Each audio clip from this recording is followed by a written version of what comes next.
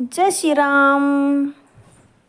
आज मैं गई जंगल में बकरियां चारने के लिए और फिर मुझे दूर से दिखाई दिया कि केले के पेड़ के ऊपर बहुत सारे पक्षी लगे हुए हैं। इतने, कोई तोते, कोई अलग अलग पक्षी आ रहे थे, बहुत आवाज़ें कर रहे थे। मैंने दूर से देखा तो ऐसा लग रहा था, मुझे दूर से दिखाई दिया कि केले जो पक गए हैं। फिर मैंने बकरियां वगैरह चराई। फिर उसके बाद मैं चली गई उनको घर छोड़ने के लिए। फिर मैंने चल देखती हूँ कि सच में है पके हुए केले की ऐसे ही पक्षी आ रहे हैं। पर पिछली बार भी ऐसे हुआ था कि इसी तरफ लगे हुए थे केले और पूरे के पूरे जो थे पक गए थे और पक्षी ने पूरे ही खा लिए थे। वो उनमें छेद डालकर सारे ख़राब हो गए थे वो। फिर मैंने चलो वो उसी तरह ना हो जाए इस बार भी, तो मैं देख आती हूँ। मैं अपनी सिस्टर को लेकर आई तो देखा और सच में ही केलों को पक्षियों ने, कुछ केलों को खा लिया था जो पक गए थे। वो जो फिर खा लिए थे उनको हमने अलग किया, साइड से अलग किया। फिर उसके बाद हमें सिर्फ 4 ही केले मिले, बाकी कच्चे थे और बाकी जो थे पक्षियों ने खा लिए थे।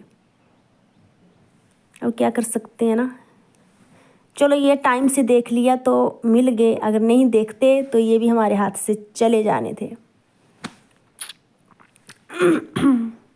वैसे इन केलों को खाने का इतना मज़ा आता है ना, अपने देसी केलों को खाने का। इतने स्वादिष्ट और इतने मीठे होते हैं ना खाने के लिए, मैं बता नहीं सकती हूँ आपको। हमारे जो इनकी जो शेप भी अलग ही मोटी मोटी शेप होती है इनकी। हमारे जो यहाँ हम खाते हैं ना केले गांव के, ये जो हमारे देसी केले होते हैं इनकी खाने का बहुत मज़ा आता है। इनको खाने का बहुत मज़ा आता है। और जो हमारे दुकान केले होते हैं वो कुछ और उनका स्वाद कुछ और होता है और इनका कुछ और होता है। एक मैंने खाया, एक मेरे पापा जी ने खाया, एक मेरी सिस्टर ने खाया और इतने ऊपरी पक गए थे, मीठे केले थे ना। मैं आपको दिखाती हूँ, देखो। अब मैंने निकाला, इसके छिलके को निकाल रही हूँ। इतना मोटा होता ना ये केला,